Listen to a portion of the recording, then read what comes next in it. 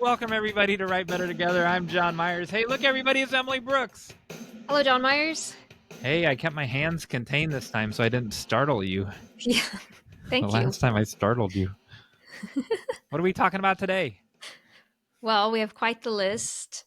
Oh. And our quite the guest today is Oh, David yeah. Halchester. He is quite the guest. He's awesome. And he has done so many things. And so we are very honored to have him on. And we're going to be talking about planning your characters. Oh. And he has created this really elaborate questionnaire that we're gonna look at, and then just talk in general about how he plans his stories and his character arcs and all those things. We didn't even talk about his musician life. I know, like we're gonna have to have him back on just to talk about that. Yep. All right. But we'll definitely share his stuff in the show notes. Before that, we're gonna have listener responses. Then David Halchester is going to give you all a new call to action. Oh, yes. We're going to have a Hey John Meyers segment where I teach John Meyers something. Oh, boy. And then we're going to have the final act. Oh, my goodness. But first. Yes?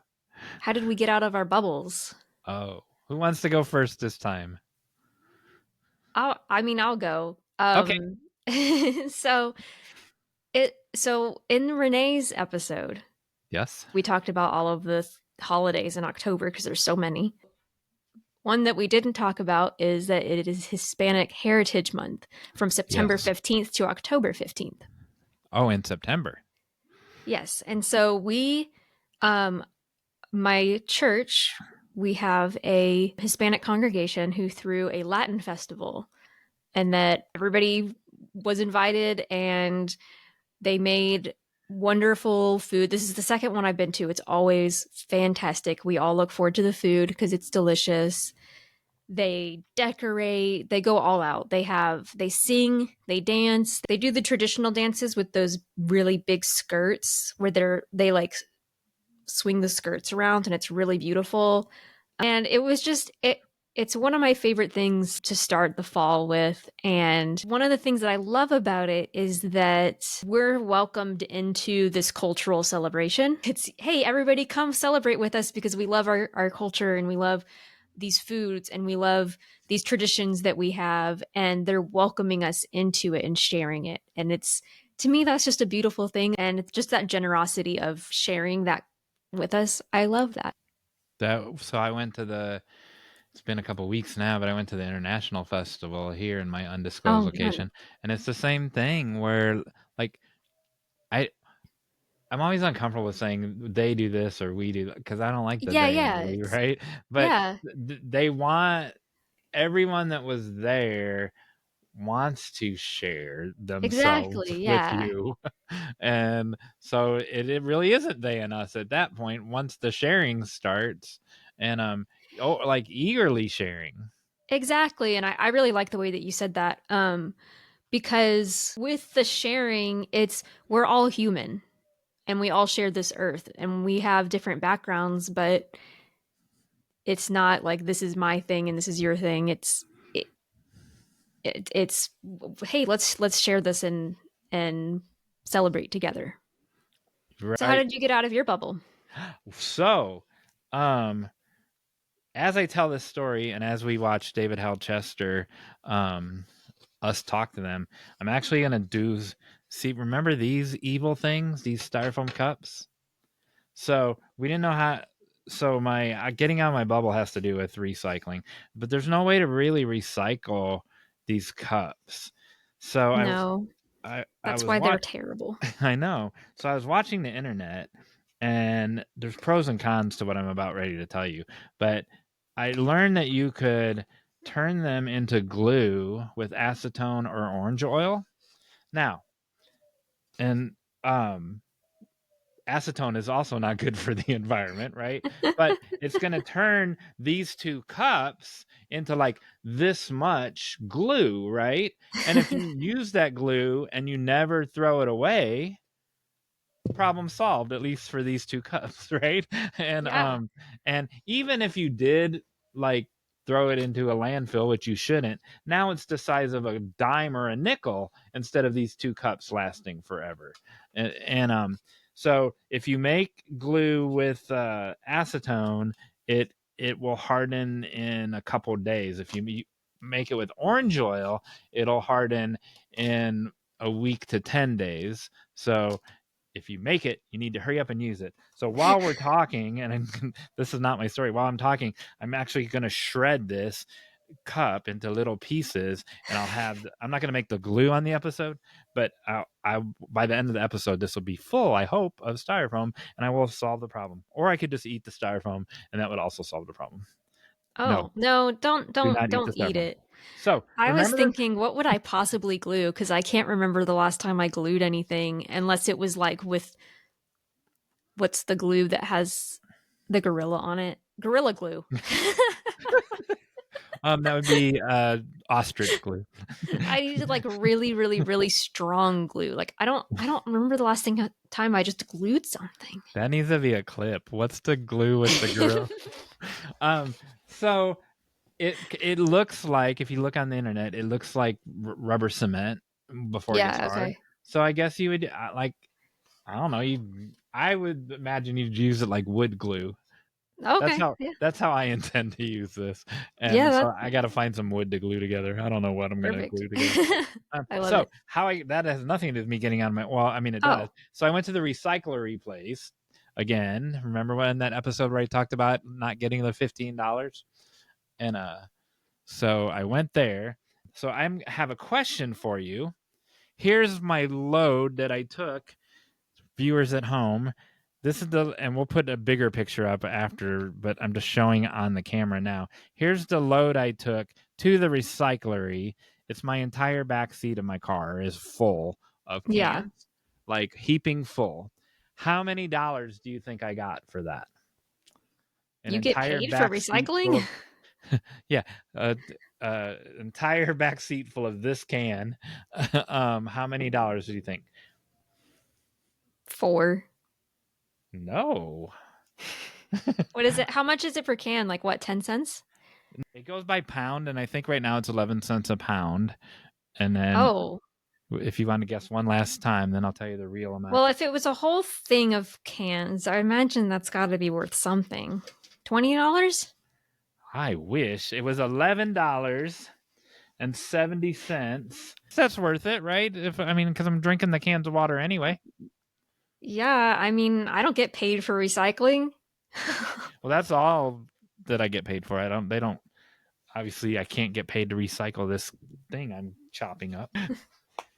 All right, what's next? Well, we have a great listener response. Oh, yeah. So in the episode Why We Need Indie Artists with Dean Deal, my dad. Oh, yeah. Part 2. Yes. We talked about the need for writers to consider live event strategies. Mm-hmm. So previous guest, Adrian Sanders. Oh, I know her. She wrote this: a live event strategy that has worked for me. Be open to mixing mediums. My second chapbook is all poems inspired by David Lynch. In Lexington, there is a yearly weekend-long Harry Dean Stanton Festival. HDS is a recurring actor in Lynch's filmography, and I even have a poem about him. I reached out to the Facebook and connected with the organizer. I've set up there for 2 years now and will continue to as long as interest in my book remains. I also connected with the Louisville Gore Club, who hosts a mini movie marathon every Sunday night at Planet of the Tapes in Louisville, and asked if they would be open to a David Lynch night where I could come and bring my books. They immediately replied back with a date, and we got it set up. My books sold well at each event, so now my name and book are out there with more people. I also bring my first chapbook as well, but use my second one as a jumping off point for people who may just be interested in the Lynch-related writing. Connecting with artists of another medium or finding groups with similar interests can open so many doors. Dude, that is so great. And it's good. And so it's great for on surface level, but it's also great because she's doing it, right? She's doing the hustle. She's not waiting for stuff to come to her. And I love the creativity of it, because that's exactly what we were talking about on that episode, is thinking outside of the box of how you can get your work out there And it just a perfect example of that, and I love it so much. We both know people that would, like, I can imagine me saying, "Hey, you have a David Lynch poetry book? Why don't you call this festival?" I can hear people that we know going, "They just show films. They don't want a poetry book, or they just do that." Like, they limit the venue, or they limit the event in their brain, but it's not really limited. And Adrian's story proves that. Yeah. That's great. Yeah. So good for you, Adrian. Thank you for sharing that. Yeah, that's a wonderful tip. Speaking of things that aren't limited, here's David Alchester. Yes. So David Alchester, let's learn about him first for a minute.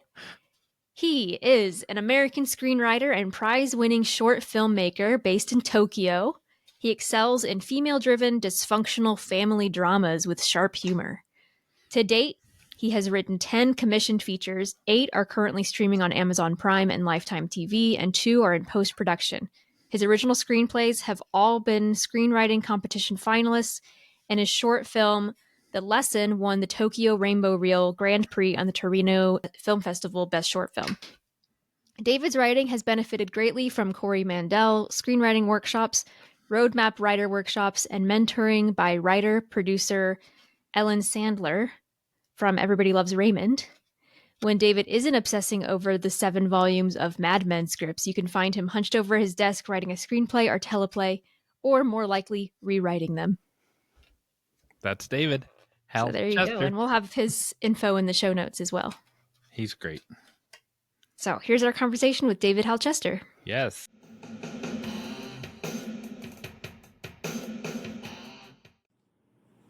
Hey, and we're back. I'm still John Meyers, everybody. Hey, look, it's still Emily Brooks. Hello, John Meyers. And hey, look, everybody. It's David Alchester. Where'd he come from? He came from across the world. Yes. He came from the future. Oh my goodness. Yeah. Hello, everybody. I'm That's true. He came from tomorrow morning. That's David right. Alchester, tell us where you're at. I'm right now, I'm in Tokyo, Japan, and I've lived here for 31 years, originally from Los Angeles. My. Yeah. Yeah, that's my reaction. There's a clock behind you, so we know you're telling the truth. It's tomorrow morning. So, what stocks do we play, Emily and I? Now that we're here, you're a day ahead of us. That's a great question. Yeah. Well, I wish I was a financier, we can be millionaires, Emily. You could. Yeah. Yeah, that's a great question. So, David Alchester, what's the weirdest thing you've ever bought out of a vending machine? I bought a bouquet of flowers. Beautiful. Which is not weird, but it was weird for me since, to my knowledge, bouquets of flowers are not in vending machines, but they are in Japan. So, little did you know. Apparently, everything is in Japan. You can just get anything. Yeah, I haven't seen a lot of the stuff that has been discussed widely, but I'm sure it's out there somewhere. Little did you know that they grew them in the machine as well. So they just grew together as a bouquet. Wow. In America, Emily has not seen this before since the last time we talked about it. This vending machine right here. Oh, this is the eyelash machine. Fake eyelashes, man. 32 different kinds for $10. I think that they do sell... I don't even know what they're called anymore. I mean, ladies' hosiery, stockings. Hosiery? Yeah. Yeah. I think I've seen that. I mean, I guess in case of emergencies. Right. Well, the main thing here is the drinks. I mean, soft drinks, water. Mm-hmm. I mean, it's a huge business. So you can find those almost anywhere. And, so that's my weird thing. Okay, I'm going to ask you one more weird question since I've already asked Emily this. Okay. David Alchester, why would you put your pantyhose in the microwave for 3 minutes? Why would I put my pantyhose in the microwave? Well, I asked Emily, but she didn't know the answer. So I'm asking, why would Emily put hers in the Okay, why in would the she microwave for 3 put minutes? her pantyhose in the Yes. microwave for 3 minutes? Okay, Yes, there's a real answer. I don't remember the answer. okay, I do. okay. Well, either they were soaking wet and she needed to dry them out super fast, or it was a freezing winter day and she wanted to put on hot stockings, or they were a little loose and she wanted to shrink them so that she could show off her jams. Oh, that's a Not creative bad. answer. That's a Not good bad. answer. No, Yeah. so the real answer was to kill the bacteria in them. Oh, Oh, okay. Well, that would make yeah. sense. How about that? All right. Let's talk about what we're here to talk about. Yeah. David Hal Chester, you've created this character database, character questionnaire database. Right. Tell us why. Tell us all about it. Okay. Well, I don't know that I'd call it a database. I would just call it a questionnaire spreadsheet. And Got it. the reason I was given some part of that by one of the directors I've worked with through the years that I've written. I haven't written them for him, but I've written Lifetime movies. And he gave me that, and he said, "This is going to help you, create your characters more fully." And when I read it, I thought, "Oh yeah, I didn't think of all those things." So I read it and I started to use it, and then I thought, well, what about this question? What about that question? Then I started to add to it. And when I've been writing these Lifetime movies, I've tried very hard to answer those questions for every single character in the Lifetime movies that I've written, so that they're as fully fleshed out as possible before I actually commit to the script. So that's why it's a tool to make sure I understand my characters well enough to actually write about them. When you say every character, how many characters would that usually be? They're very, basically, they tell us that it's usually in these kind of films, because they're all low budget, there's usually a maximum of 7 characters. So, Gotcha. yeah.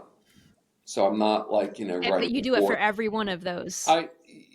Yeah, I mean, by the time I get to the minor characters, I may fudge a bit and may not go into like extensive detail, but I'd like to have some understanding of their motivation, why they're doing this and that. So, yeah, but I mean, especially for the main ones, you really have to know something about them. Give us an example of when you say motivation, like just randomly pick. Do you do 2 motivations, like overt and covert, or like how do you approach that?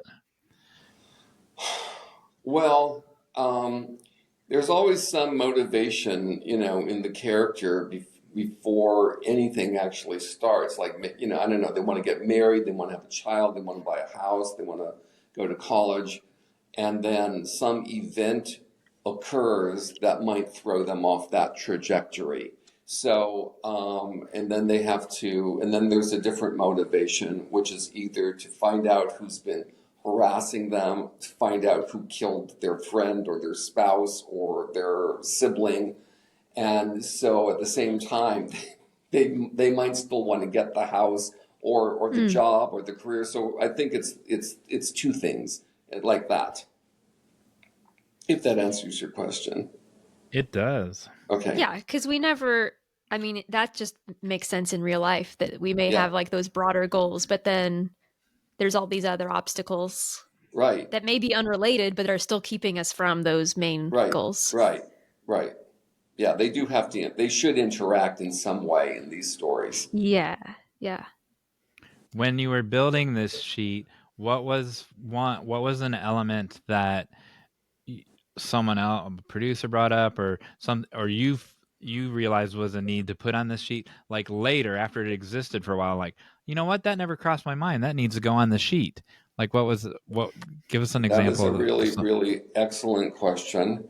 And thank you. I'm going to pull that up so that I'm actually looking at it, which means I can do is. Oh, Can Is it you? time for me to put it up? I can put it up if we want. That would be great if you can put it up. Yep, Oh, there we go. oh, that's so nice. Oh, that's really beautiful. And let me know if you need me to scroll down or anything. I don't need you. Okay. The top part, you can see the occupation and all the way down to the questions in orange, the character arcs. It wasn't a Netflix writer. I think it was someone who worked for Netflix and said, you better be able to answer these questions. And I thought, that's right. And I think the first one that you can see there, it is, who is it about and why do we care about them? It says, read that second part again. And I thought, that's really important. Like, why should we care about them? I think this is, like in your mind, like you care about them to some extent, but why should anybody else care about them? So I think that was a key question, and it really makes you think about that person and not just, your protagonist, but your antagonists as well. You have to give them something that makes them human, not just, whatever they might be, like someone who's obsessed or someone who wants to kill someone or someone wants to get something out of anger or revenge. There has to be some human side that you can connect to. So I think that question is the one that stands out to me as something I didn't think about. Yeah, that's good. Emily, go ahead and ask your question while I'm forming my question. I didn't have mine formed. I thought you. I do, but I'm still trying to form it. So, here I can approach it this way. David Chester has read some of my screenplays in the past. And tell Emily how good I am. You are. You're fabulous. That's not a question. Yeah, that's not a question. That's fishing for a compliment. Anyway, go on. Yes. But his had here's what I was thinking. So I'm just going to think it out loud. His has 7, right? Well, mine have everything I write is an ensemble, so there's 14, 18 different people. And so we've talked about this on an earlier episode, and I'm pretty sure you know this as well, David. Most of my characters, their name means something. Like, so Karl Trudnik means stubborn. Trudnik means stubborn in Polish, right? So he's the antagonist and he's stubborn. So during the writing process, until I learn these characters, I have to keep my little list of what the names mean and what their overt and covert motivation is, because their overt one is what they say they want, but then their covert one is what they really want, right? And because no one says what they really want, and but I don't have it like detailed like you do, and so I have to refer back to mine to when there's 14 people. Is it the girl number 12 or boy number 11 that has this trait? Like, I'll know by the end of Act 1, but so my question is, do you ever have to refer back to it, or is this a pre-writing thing where you know them inside and out once you're writing the script? Okay, that's another great question. I mean, the whole idea of filling these things out is so you can have a good understanding of who the character is. But yeah, I mean, with 7 people, I'm not going to remember every single thing. And then the other thing that happens is that as I'm writing it, I'll set it up and then I'm writing it and I'll say, wait a minute. I gave this character such and such a trait, but as I'm getting deeper into the story, that doesn't work anymore. So I'll go back and I'll adjust it. I'll update it. And it's basically why I kind of moved from the complex questionnaire to the simple questionnaire, because it's very basic. And I wasn't getting so hung up on like all the details about, like what they ate for breakfast and what's their favorite color and there's so many other questions that you could add to this, but it just started to drive me insane. So I think you have to have some general idea of who the person is. And if you map this out, I refer back to it because I'll go off on a tangent and say, wait a minute, that's not what I set up for myself. So anyway, to answer your question, yes. Well, so it was interesting to me that you talked about not worrying too much about what did this person have for breakfast and things like that, because the questions that you do have on here are really internal. Yeah. Yeah. So how do those, the only thing about the internal things is how do you make those external in your story? So like one of the traits on here is what is your secret, something you've never shared or rarely shared, and how has it impacted your life? So Because how does that come across? because I think all of us have secrets, and I think those secrets in some way dictate how we conduct ourselves. So I think we can see in how a person, acts that something might be dictating those actions, but we don't know exactly what that is. So I don't have to worry about that. If I really know the internal mind or world of the character, it will come out. It will dictate what they're going to wear, how they're going to speak, or how they comb their hair, or any of that. Yeah, I don't want to spend hours. The other thing is that um, it depends. Like the opening to Erin Brockovich, the screenplay Erin Brockovich, one of my favorite films, one of my favorite screenplays. I think the whole first page describes her, like what kind of a person is, what she looks like, and it's also very similar to the beginning of My Best Friend's Wedding, which was also a Julia Roberts movie, where they spent like a page describing her. But I thought, me as not a famous writer does not get that sort of freedom. So I just need to I follow the Mark Cherry school of thinking. Mark Cherry is the Desperate Housewives, master. And basically, he used two very, very specific adjectives to describe each of the characters, and you would get a very clear idea of who they were. And I thought it was brilliant. So I'm kind of answering your question in a roundabout way. I'm doing a weave Yeah. to get to it. But anyway, yes, No, that's really good. I'm interested in in weaving. well, yes, actually. But I'm also interested in the adjectives aspect Yeah. of like, can you describe the character with two adjectives? I feel like that's tough. Well, it is tough, and yet, if you read, oh God, what was the story? Okay, he did the Devious Maids. That's what it was. He did a series called Devious Maids, and you see right away he describes everyone with two adjectives, and it was like, this is brilliant. I mean, they were very choice adjectives. They were all different. And just from those two words, you got a clear picture of what this kind of person, what this person was. And also in Mad Men, which I read the first two seasons of every script, he was very, or Matthew Weiner, he didn't write all of them, but all of the writers, they were very sparse in describing the character. They gave you just enough information so you can get some kind of image of them. And I think that's enough, because from the actions and the things that they say, it will come out. We don't have to spend hours describing them, because no one's going to read that. They're just going to throw that out the window. Yeah. So we had Charlotte Winters on a couple episodes ago who brought up Mad Men, Yeah. and she pointed out that when they speak, so it's interesting to combine what you're saying about them, because the character description can be sparse, because Yeah. when they speak in such figurative, they speak in pictures, right? Isn't that?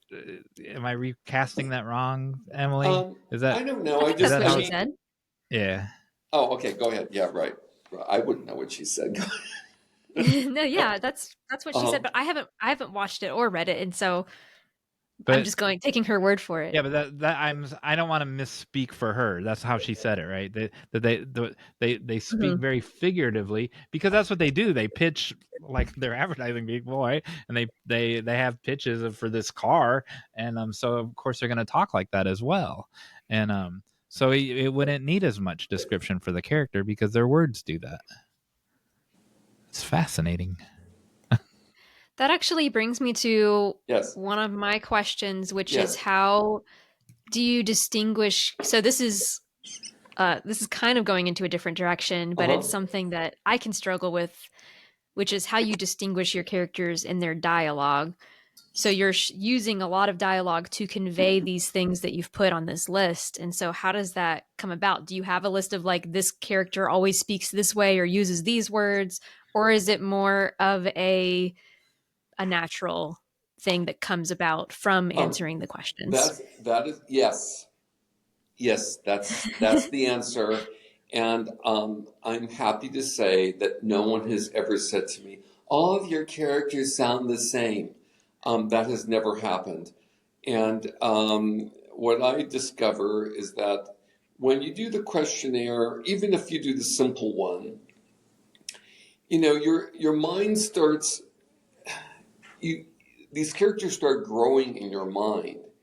And if you have defined them well enough, whatever voice they have starts coming out, you know. Mm-hmm. And I've heard other writers talk about this, and I must say I've experienced it too. Like they'll just start talking to you, and then you have to capture that. So yeah, if you define your characters well enough, and most importantly, give them specific goals and obstacles, I think that will help define how they're going to speak. And so, yes, answering the questionnaire helped me somewhat when I was writing, so that I wasn't like saying the same thing. But I've never had that problem. Yeah. Yeah. I love that. So most of yours are 7 characters, because Yeah. they're for lifetime. When you write a spec, is it outside of that 7, or has your muscle turned into 7 people?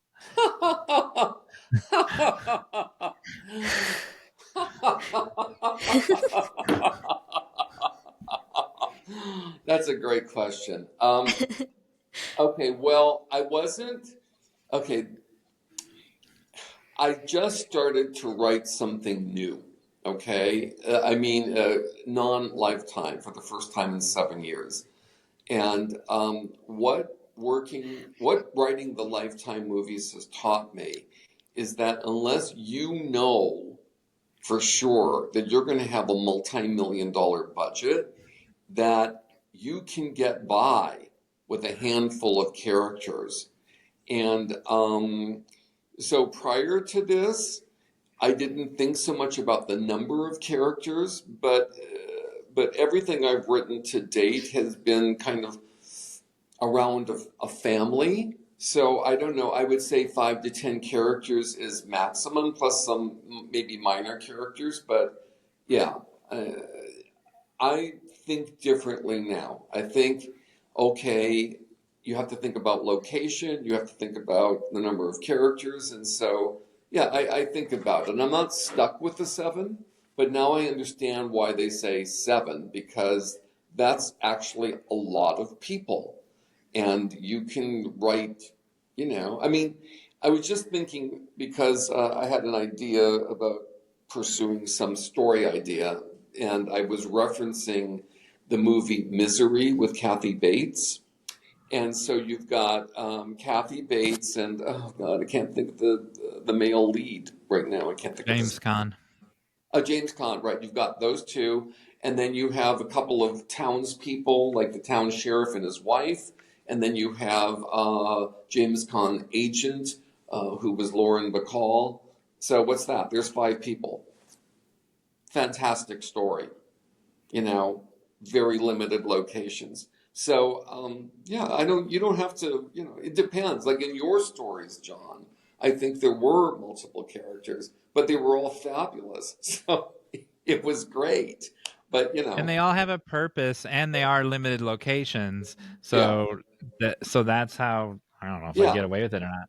yeah. In the reverse of that, I mentioned online, and you said, "Well, how come I didn't get to read those 2?" So I sold 2 really small scripts earlier in the year, and the guy specifically said, and I still can't say what they are, but the guy specifically said 4 to 6 characters, and a guy that me writes 16 characters all the time. It was really hard, and he said 4 to 6, and he goes, and I prefer 4. Well, guess what? I wound up with 6 in one and 8 in the other, and he didn't say a word.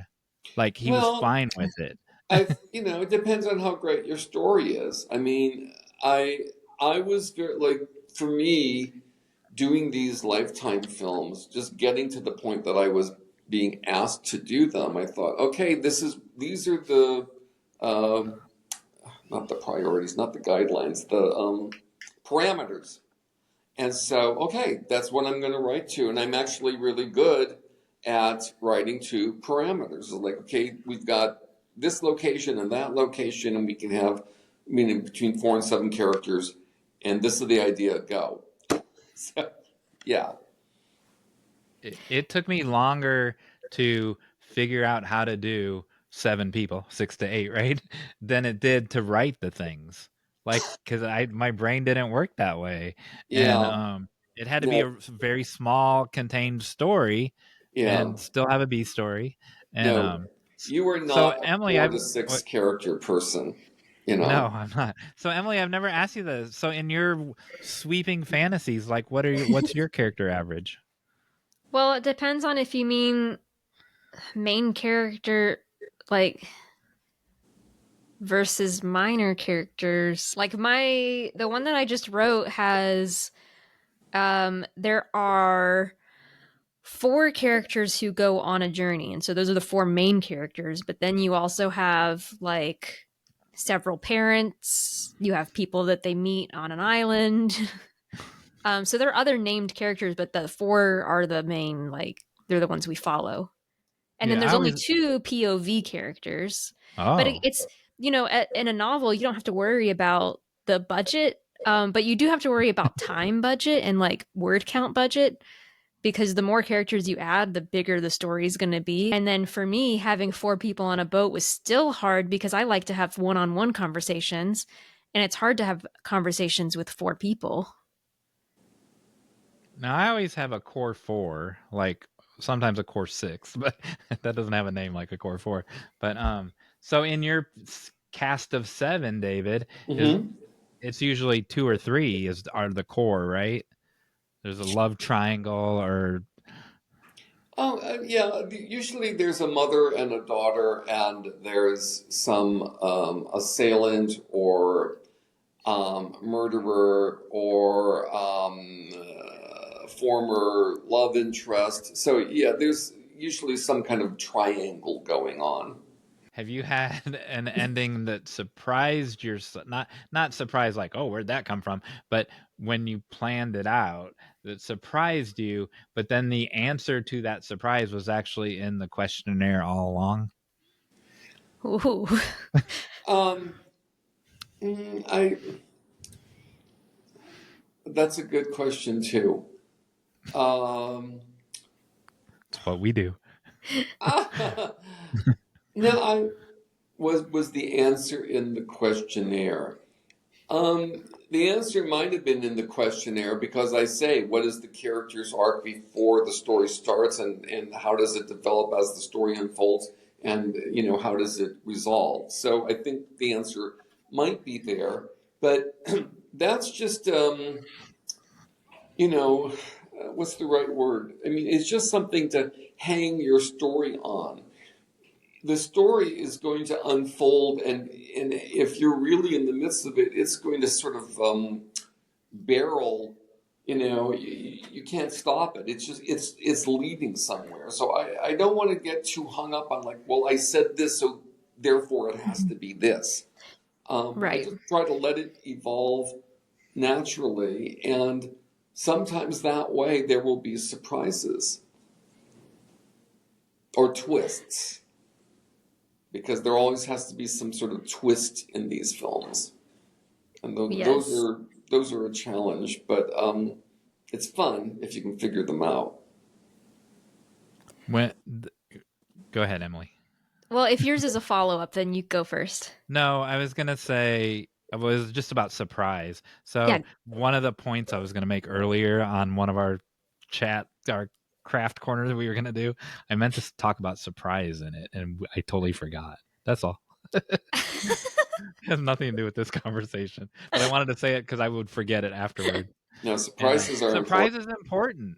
Are very important, you know. Yeah. And anyway, so I want to answer your question. Go ahead, as Emily. Opposed to me going off on tangents. It was Maybe a surprise. That can be our Patreon question. It was a surprise tangent. Go ahead, Emily. So what I was going to ask about your character creation is how intentional are you about making characters different from one another in ways that either add conflict or create a foil or things like that? That's a really excellent question. And that's a really excellent question. I think as I'm answering the questions, I'm letting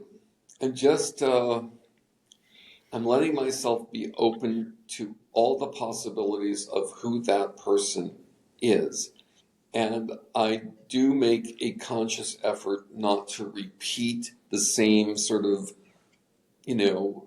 goals or, habits or characteristics. So I guess I am somewhat intentional, just that there's like another part of my mind that's going on. It's like, okay, you've already said that, or you've already, described that. So this person needs to be different. And yeah, okay, so I guess I am intentional about it and making sure that they're distinct. Because one thing that I've discovered in writing these films is because they are low budget and minimal location and, a short list of cast members, it's really easy to repeat beats, which we can't do. And so, like, I'll write something and think that's great. It's like, well, wait a minute, you just did that 10 pages ago. So that has to go. So it's a process of constant invention. And so you have to think those things out as much as you can in advance. And then when you dive into it, like I said, the character will kind of dictate to you what it's going to say. And that's kind of liberating. And when you get to that point, the character's kind of taken hold, then I'm not worried so much about whether I'm intentional or not, because the character has become alive. So if I do enough prep work, then I just let the characters jump out and they start talking, and I just write down what I'm hearing, and that's how I've done it. That's great. I love that. Do you use Final Draft? I use Final Draft. I only hesitated because I had been using. I started with Final Draft, and then I migrated to Writer Duet when I was working with other writers, and I just thought it was a brilliant program. But basically, I'm writing everything by myself now. So yes, Final Draft. Okay, so the reason I asked is your previous answer, when you were talking about, the character I don't want to say choose it. The character just, I'm going to say chooses, but it's the wrong verb. The character chooses the direction of what's going to happen next. Do you, when you have 7 characters, so I use the function in Final Draft, as you can imagine, if you have 16 or 18 characters, and I will put different combinations of those characters in different scenes. And over in the right-hand column, there's a thing that says, Mary, we haven't seen Mary for 3 scenes, and Mary's never been in a scene with Emily. And so I will let that, because I can't forget about these people and they all serve a purpose. And so that it's a way sometimes to get unstuck, and by putting 3 people together who've never been together before in a scene. And so do you ever use that function? No, I don't even know what it is, but that's a great function. And I'm glad you made me aware of it. No, I haven't used it. It must be relatively new. I don't know. All right. It's good. No, I didn't even know they had that. I might. Yeah, and you can also know, like, for if viewer. So if it was new to David, it might be new to a lot of viewers at home. There's also, it'll tell you what percent of, like, Mary had 32% of the words and this person had Yes, 12% of the words. I'm You can aware also of see that too. I'm aware of that one, and that has helped in other scripts I've written, because I've realized, like my biggest spec script, or the one I've gotten the most attention on, I realized early on that we had two sisters who were friends of the main character, but as the story went on, only one of them was really important. And it got down to the point, it was like one of the sisters only had one line, and I thought, why is she in this screenplay? And so, she's gone. Now she's not in the screenplay. So yeah, well, you kind of you kind of read my mind, because that can help if a producer says, yeah, you got 14 people, we can only afford 12. You can see in 1 minute which two can go, because it's the two that spoke less, probably. Yeah. Well, I mean, yeah, my co-writer's like, no, she has to be in that scene. And I thought, no, she doesn't. So, we cut her, and it was better. It was better, and it was tighter. What she does or says might have to still be in that scene, but someone else can say it or do it. Right. Yeah. All right. Exactly. Before you give a call to action, Emily, do you have one last question? Putting you on the no, spot. I don't think I do. Do you have anything that you want to Not say, David Halchester? Anyway. Do you have anything that you wanted to say that you haven't said? Well, no, I mean, if there's anything I want to say, it's just that I don't know if I'm offering anything of value to people that want to do this kind of work. So, I don't know what your bonus question is going to be. So, if I'm going to say anything at all, I would just say, do a character questionnaire, write out your synopsis, and make sure it's as detailed as possible before you start writing the script.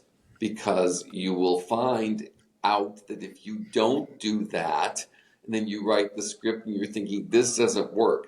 But if you had written out the synopsis or the treatment in great detail, you'd find out then. And that's when you want to find out. So that's the sort of thing that I'd like to share. 100%. Yeah. We will share the questionnaire in the show notes so that our listeners can look at it themselves. Okay. I watched you on another podcast, and you made that same apology of, I don't know how helpful this is for people. So I know what I'm doing, right? I still wrote down that many new things I learned. Look at that right there. So so you are super helpful. Okay, well, thank you. Absolutely. Thank you. Well, that's my hope. Sure. Okay. So I will be a better writer tomorrow, thanks to this. Great. To this half hour. Great. Okay. All right. Call to action. Tell our viewers what you want them to do. Make them jump through your hoops. What I want them to do? Yes. You mean give them a task to do this week? Well, he kind of just did, actually. Yeah, he told him to do the questionnaire. Okay. But okay, all right, here's my call to action, because this is something that I get asked to do a lot, and it's a lot harder than you might think. Whatever your work in progress is, or whatever you think it is that you want to do as far as a screenplay, try to sum it up in one page. Make a one-pager. So you've got your title, your log line, and 3 to 5 really punchy paragraphs that sum up the story in full from beginning to end. And if you have that kind of document, you have a sales tool. And that's how I've gotten some, or even just a pitch paragraph. I got my last 2 screenplays based off of a pitch paragraph, which I guess was strong enough for the producer to say, yeah, I like that idea, let's go with it. So I would do that. And I would keep doing that so that you get in the habit of doing it. So then when you have the opportunity to submit something, you go here. Yeah. And then, doesn't mean you have the screenplay ready, but you might have an intriguing idea that would entice someone to say, okay, I'm interested, let's talk. That would be Do you have a one pager that you can share with our viewers, or if not, I will share. So where did you learn how to do a one pager? I learned from Lucy V. Hay, so I know, like, I can share one of mine, or Okay, I learned how to do it. Actually, learned how to do a two-pager. I learned how to do it through Roadmap Writers. There's a woman named Dorian Connolly. I haven't seen or spoken to her in several years, so I might have forgotten. But she taught a class, which was superb, and all the way down to the font we should use, which I think is Cambria, and to the margins. And at that point, I was like struggling to get my screenplay down into 2 pages. And now I can get 1 page and I can still get the main information. So that's how I learned to do that. And then I learned, because the director that I've worked with has submitted numerous one-pagers that have gotten approved, and he's shown them to me. It was like, oh, yeah, this is really great. And or pitch paragraphs that I learned by reading other people's pitch paragraphs, and I see, okay, that's how it's done. So that's how I learned how to do it.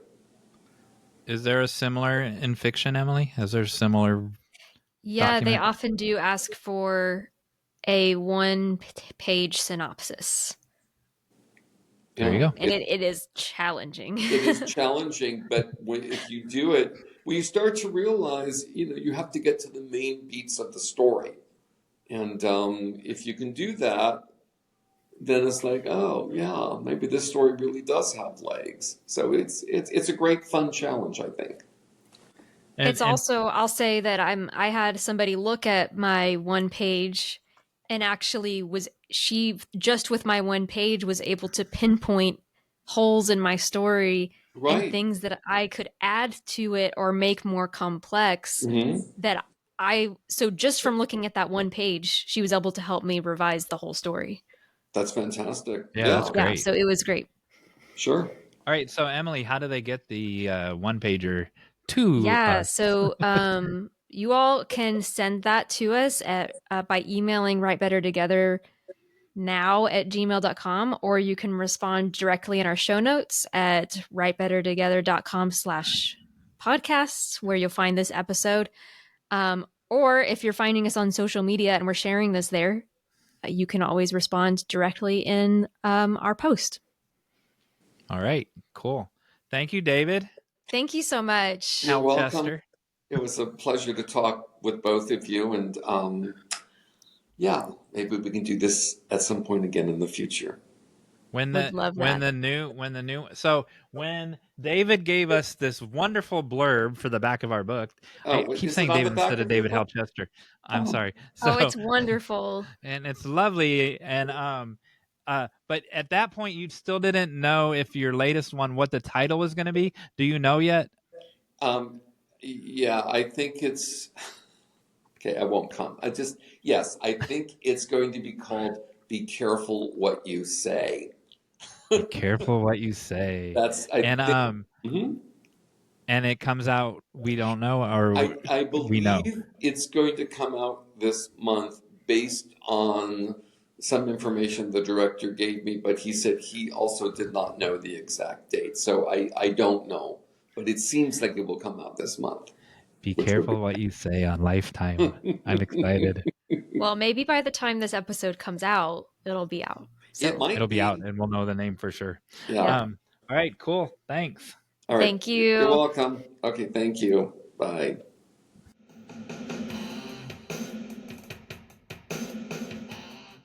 And we're back. Dude, he is so knowledgeable about so many nice. He has a contagious laugh, and but he's so knowledgeable about so many things. Yeah, it was so good. I really, really liked talking with him. And just so you know, during that however long that was that we were watching him this entire time, this half hour, I only got this much of the cup done so far. Aw. It's a lot of work. Hey, John Meyers. Wow, that's fast. What? What do you want? Guess what other holiday we forgot about? Oh my gosh, not National October 8th Octopus Day. We didn't forget that one. Mental Health Day is the 10th. Is today as the day of recording. I will give you a hint. It is another animal-based holiday, and that is the animal who is the theme of today's episode. The theme of today's episode, recycling? Well, of today's Hey John Myers topic. Oh, I hope it's a penguin. Oh, I wish it was a penguin. Pesto the penguin is going viral right now. Oh, yes. How many guesses do I get? 20? Do I get to name all the animals like Adam did in the Bible? All right, I'm gonna give you a helpmeet, Adam. But I will give you it. First, name every animal on Earth and in the sea and in the air. No, I was gonna give you a hint. I was gonna give you a bear. hint. I'm gonna guess a bear before you give me a hint. No, but if anybody wants to learn about bears, we had a whole week of hashtag Fat Bear. All right, give me a hint. So we'll be sharing all the poems and flash fiction pieces that people shared with that.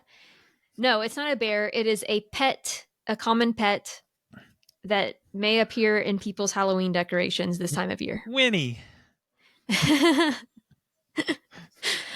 Maybe those a black cat. Yes, but it doesn't have to be a black cat. I was just trying to get you to say cat. Okay. So the 16th is Global Cat Day, but the whole reason why I even brought that up is because I wanted to share a story about this place called Alley Cat Allies in New Jersey.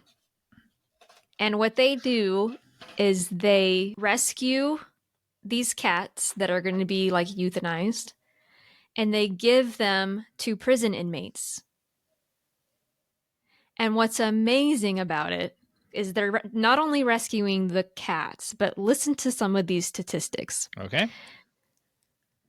Among the findings from the first national survey on prison-based animal programs, this was conducted in 2006. Students, I always tell my students don't use old dates on your research, but that's what this page gave me. So 159 prisons in 36 states reported the following. 100% reported reduced inmate stress level. 97% reported increased inmate relationship and trust skills. 93% reported increased inmate self-control. 89% said the program humanizes and calms the facility. 85% reported increased inmate work ethic, and 80% reported increased inmate sense of pride and accomplishment. Because basically, and there's a video, I learned about this on Instagram. There's a video that I'll share in the show notes. It's very sweet. But basically, they're incentivized, they're incentivized to good behavior, basically, by if you get to a certain point, like you get a cat and you get to raise this cat. And so they like talk about their cats with each other, and everybody has a cat, and they brag about how their cat's prettier than the other cat.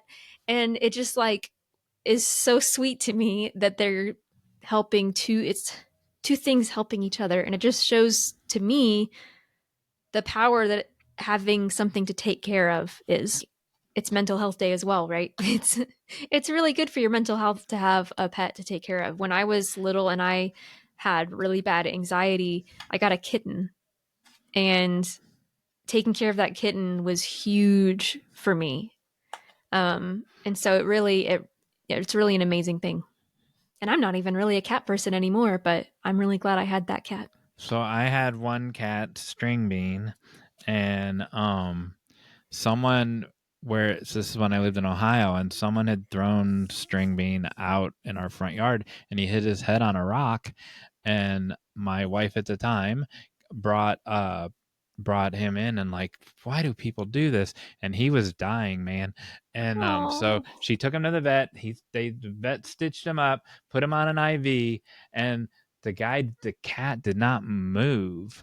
And so for like a day, and we're like, what are we gonna do? And so I went and got some I think it's called Nature's Miracle, but I only use that once in case it's a different name, and then I'll put the right name up on the screen later. And I made a paste out of it, and I fed String, and he was like a skeleton with fur on it, right? And I made a paste out of it, which he wouldn't eat, but I learned if I dripped it on his nose, he would lick it off of his nose. And so I fed him with an eyedropper, this paste on his nose for 3 days. 3 days, and he didn't move. He didn't get up and go to the litter box or anything. He just laid there. And then one day we were in the kitchen, and here came Stringbean like a drunk, like but his back end didn't work. His back legs weren't working. He was dragging them like an army man crawl.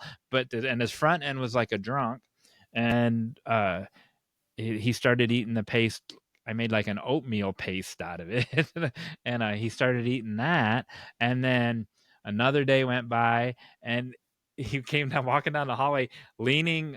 All the legs were working at that point, leaning up against the hallway like he couldn't stand up straight. So he was buddy. the hallway was holding him up, and then he lived like when we got divorced and I moved here to the undisclosed location, I brought him with me, and he lived for another year or two. He lived to be 19 years old, and wow. And 36 pounds.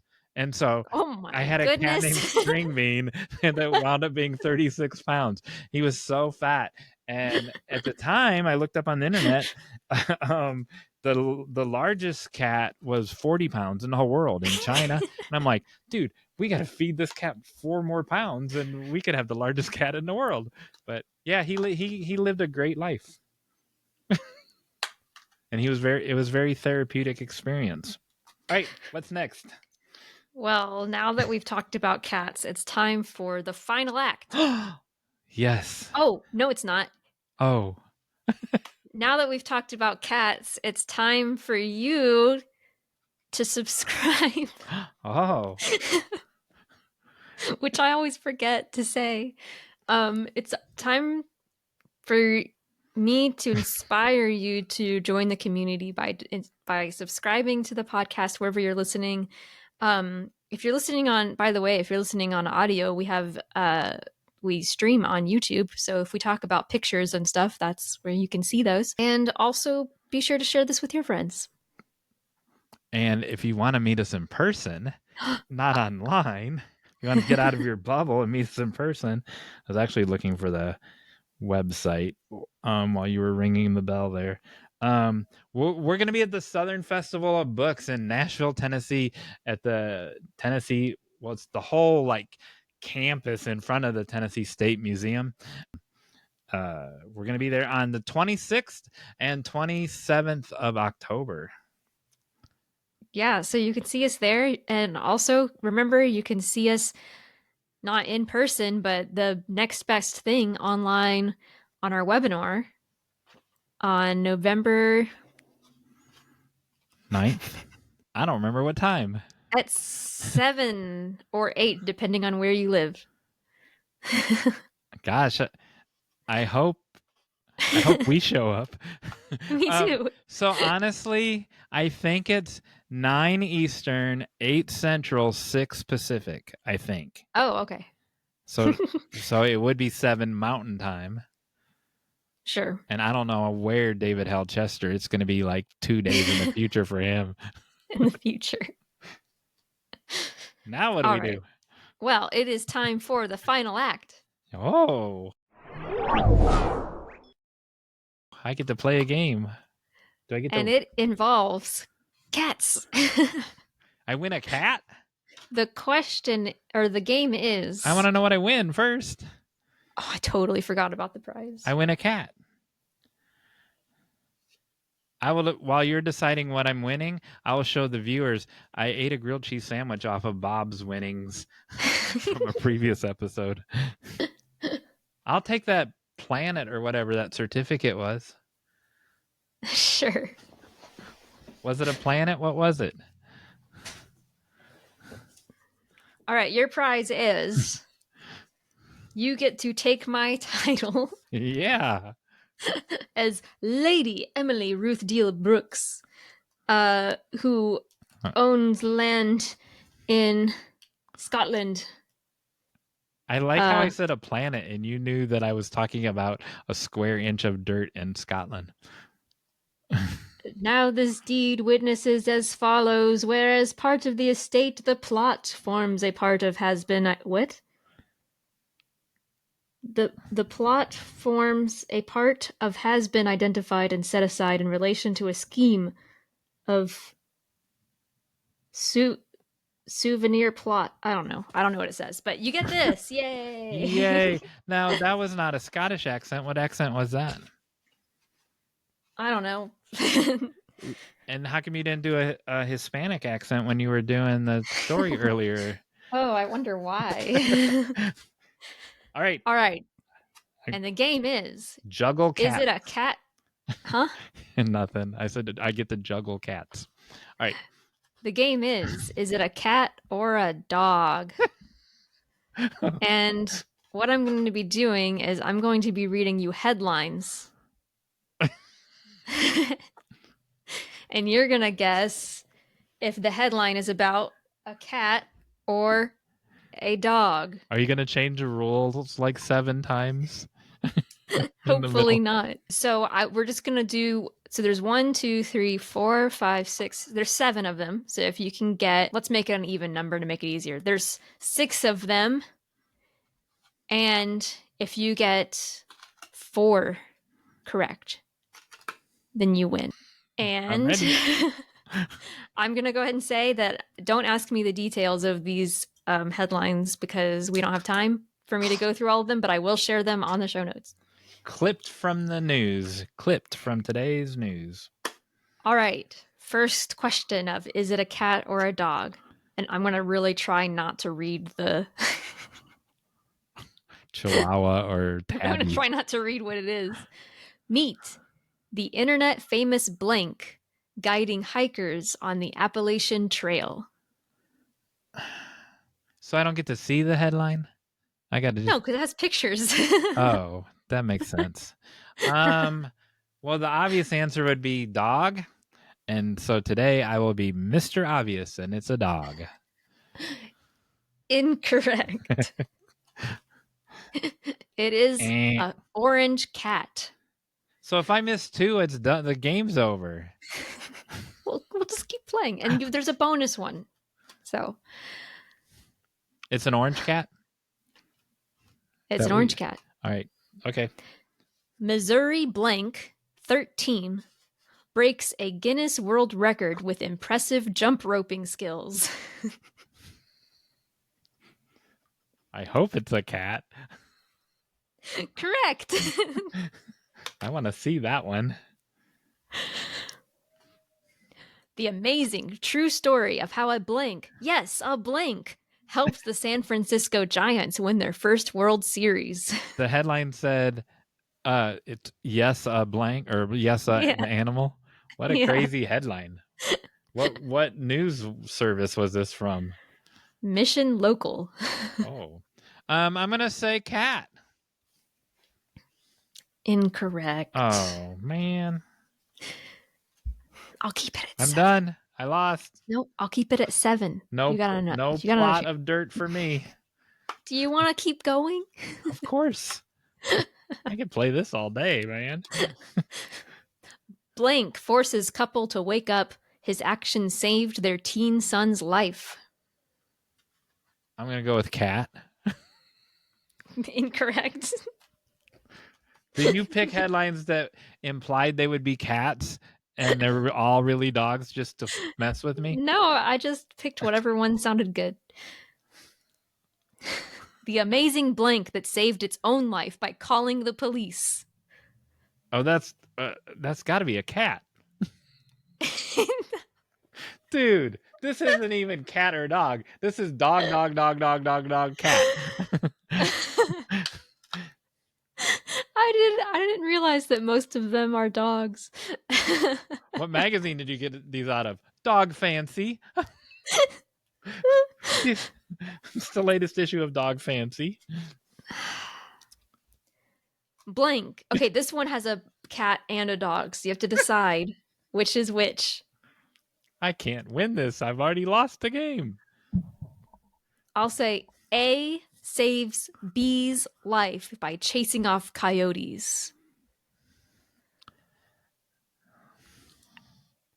And they are different. It's not cat saves cat. No, they're different. If you're telling the truth. Of course I am. And you're not changing the answers like you did on the Taylor Swift game, right? No, I didn't change them. You changed the baby names during the baby races. That was an accident. I'm going to say cat saves dog. Correct. Oh my gosh. If only it meant anything. Last one. Yes. Unbelievable. Oregon man's blank runs 4 miles for help after car crash. That's not unbelievable. Whether it's a dog or a cat, there's stories where dogs or cats went across the whole country to get home to their. Yeah, I almost read one of those that was like, oh, you know what? I think I did have another one that I forgot to include that was a cat that traveled for 8 miles and or then 8 called on the days. phone. It went 8 miles to a phone booth. That's what happened. That's why there's more dog ones than cat ones. Is I forgot to include the other cat ones. Why is it that I mess up every game I try to do? That's the fun part about them. I've had so much fun on the last, I don't know, 4 games now. Because I keep messing them up. Just because it's fun. So this animal traveled 4 miles, and it's not Pesto the penguin. Nor is it the hippo, the famous hippo, the baby hippo. Moodang.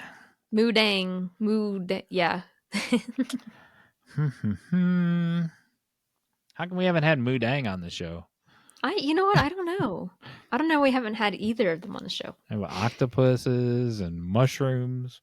I'm gonna say this is not remarkable at all. It's a mouse. It's a trick question, and it's a mouse went 4 miles.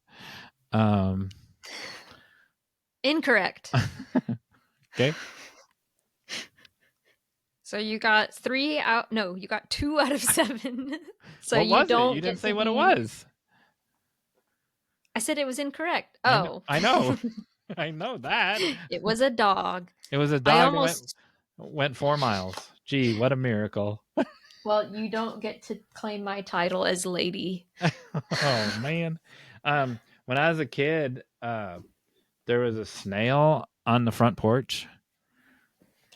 And now that would be a miracle for a snail to travel 4 miles, right?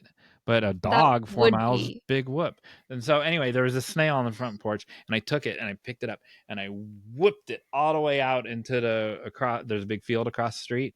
And that I was like 6 years old, right? And then okay. I was like, that's very cruel. I know. And then so I was like 6 years old, and then my high school graduation was outside in the yard, and then here it comes. So 14 years later, whatever, 12 years later, here comes the snail, and he's like, what the heck was that all about? So let me just get this straight. You think that this snail lived for 12 years and crossed the street without getting just run over to show up at your graduation? Yep. And he's like, dude, what did I ever do to you to get thrown across the street like that? I'm surprised he recognized me, because 18-year-old John Meyers looked nothing like 6-year-old John Meyers. Snail looked the same. Snail looked identical, but I looked totally different. You know, most snails look identical. Hey, Emily. Yeah. We couldn't have. We couldn't have done it without you.